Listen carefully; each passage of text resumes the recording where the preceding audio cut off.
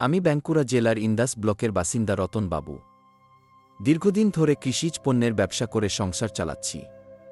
ব্যবসা বাড়ানোর জন্য আমি লোন এগেইনস্ট প্রপার্টি লোন নেওয়ার সিদ্ধান্ত নিলাম। কিন্তু ব্যাংকে আবেদন করার পর সমস্যা দেখা দিল।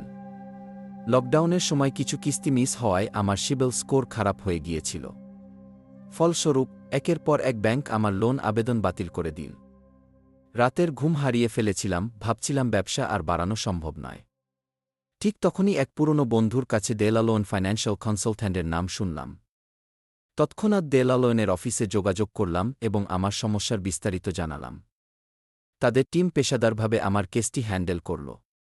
অবিশ্বাস্য হলেও সত্যি, মাত্র ২-৫ দিনের মধ্যে ৫ লক্ষ টাকার লাভ লোন অ্যাপ্রুভ হয়ে গেল। আজ আমি নতুন করে ব্যবসা শুরু করেছি, আগের চেয়ে অনেক বেশি আত্মবিশ্বাসী।